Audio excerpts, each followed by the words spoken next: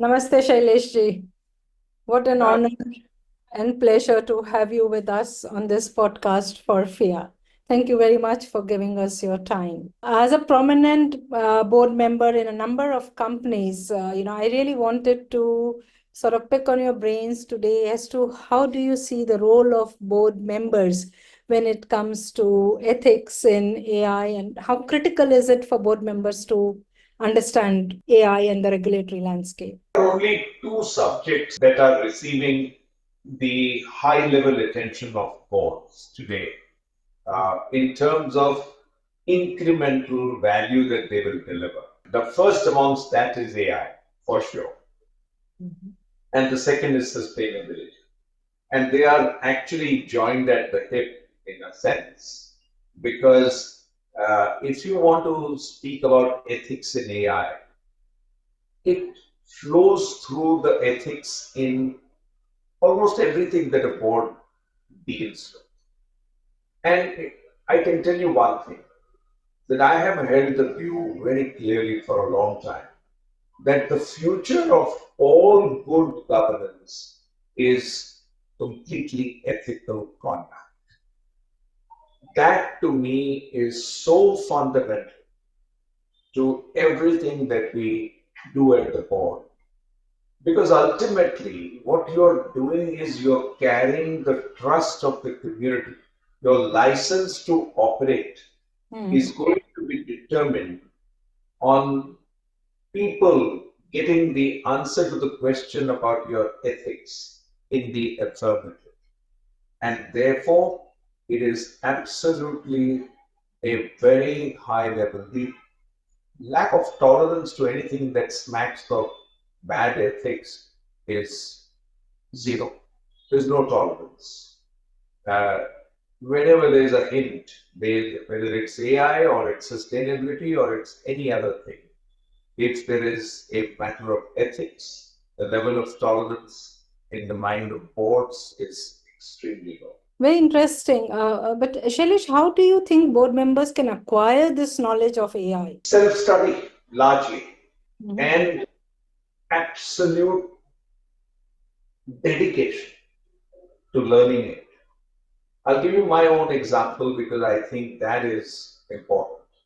Every day I wake up at 4 o'clock and there is at least a 1 hour of my morning contemplation which goes in studying what is happening latest in the field of AI and sustainability, because both of these are subjects that I'm giving almost my full attention to. And I can tell you that the way to learn is through access to the best minds in the world. So, for example, this morning I have listened uh, to a person who has transformed. He's got more than $10 billion companies in China, 10 of which are decathlons. Now, that is the kind of person, Kai Chai-yu, who has been a fantastic influence in what is happening in the AI space in China. And equally interesting was to listen to Anthropic's CEO. And both of them picked on ethics.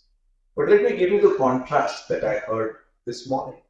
In China, there is not that much store placed by privacy or placed on privacy. Whereas in US, the most important thing about ethics in AI is about privacy, is about whether your data and your face and your voice and your uh, data is getting utilized in a manner that you would not authorize explicitly. In China, it's not at all a consideration, Mhm. and therefore the entire pathways that these two countries are following are completely distinct. And I learned this just this morning. So I'm giving you that as an illustration of how important it is to remain continually connected, continually learning. Right. And I think this is one of the greatest examples that you have put across. But I also want to pick up, I think you mentioned twice the link between AI and ESG. You said they're connected at the hip. A little bit more of that, because I know a lot of board members are also looking at the ESG space with interest. So, how do you see AI, ESG, and the ethics piece around this? So, depending on how you frame your ethical standards, I think it is, to my mind, unethical to pollute our air and pollute our water. And if you hold that view as being unethical, then you ought to do everything you can to make sure that it doesn't happen. And that's the sustainability piece. And amazingly, the optionalities and the prioritization that you need to make in terms of your actions comes through AI, because the pathways are all laid out using AI. And so you can choose how you get to net zero faster using AI. Hmm. So you can see that they are completely connected. And if you will prioritize, ultimately everybody has to prioritize. You don't have unlimited resources, you don't have unlimited money, you don't have unlimited time. So you need to optimize. And you still need to get to your goal, net zero. And let me remind you that the world will not reach net zero if each and every one of us, going right up to every country in the world, does not reach net zero. We simply have to make sure that all of us are in this together. Seems to be a very long journey with a lot of Herculean task laid out in front of us. And so, and it all for me comes back to, again, board members and the role they can play in setting a moral compass, in the deployment of AI in the organizations that they represent. How can they prevent the potential mishaps that can happen if this is lacking? First, by developing a consciousness about, for example, cybersecurity. Now, you will be placed in an ethical dilemma for sure if you are attacked and if you do not have pre agreed ways in which to deal with, for example, ransomware. That's an ethical issue. Mm. And the fact that somebody has got into your fortress of your systems and your data processing environment,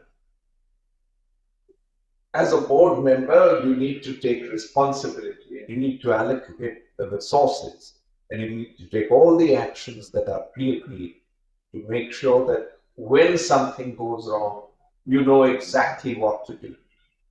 If you don't make it your business to make sure that every organization is ready for such an eventuality, then you are not doing full justice to your desire to hold high levels of ethics. Yes, I think what you are saying is what is something I believe in, that, it's the board members' own values that need to be aligned with the whole ethics piece of it. And that's where the AI and ESG come in. If your own values are questionable, then, it's obvious that ethics will not play a prominent role.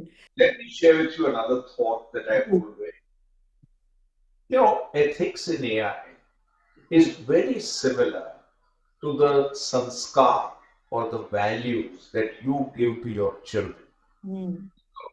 For example, this whole business of large language models is getting very rapidly brought down to narrow AIs which have relevance to your domain, your industry, your activity. Now, when you are setting the guardrails for utilizing this narrow AI, you can give it the right guardrails, which will stop it from looking at unethical, objectionable, unworthy content at source. And therefore, you are pre programming your AI to give you ethical results. The other thing about ethics is that you need to make sure that the common good is not violated by Hmm. your requirement.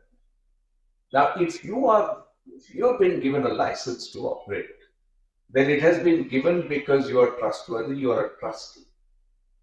And in order to justify that trust, you need to be involved in setting up these guardrails, making sure that they work. The way that you frame it is such that it will prevent an issue, the chance of your getting distracted by content which could be considered unethical. So the journey begins from the self, from the morals and the values that we pick up from our culture and our family and how they get translated into our workplace and professionally. My last question to you, Shailesh, is any thought on how communities like FEAi for ethical AI what more can we do to ensure that this topic is spoken about and it comes more and more into the first thought of people when they are working towards AI? It's the best question you've asked. You know, it is very important that we create an ecosystem of institutional support to these ideas. And your organization can be at the forefront of being one of those institutions, which is in creating an ethical environment around AI so that we feel confident of using it at scale. I want to use or at least promote the use of AI in virtually every aspect of company's function. And if I want to do that, then I need to be assured that it's going to be ethical, it's going to be well controlled, there's proper guardrails. All of that we've discussed so far can be encouraged through examples, through the positioning, through finding and actually disclosing through research what kind of outcomes result because you've put in all of these practices and how the organizations which give their mind and attention to these areas have benefited and are in a position to benefit the rest of the community, the whole corporate community. So we need to start thinking about ecosystems, start thinking about community, start thinking about making all of this a part and parcel of your normal daily way of thinking. That's where the ethics have to Yeah, so apparently we have a long way, but then you have shown us a roadmap, and FIA is a community. So we began with the very thought that we need ecosystem players, and it feels very nice to have your endorsement that that is the way to go to have a community holistic ecosystem approach. Thank you very much for your time, Shailesh, and I look forward to catching up with you very soon again. Thank you for being with us. absolutely delighted. Thank you very much.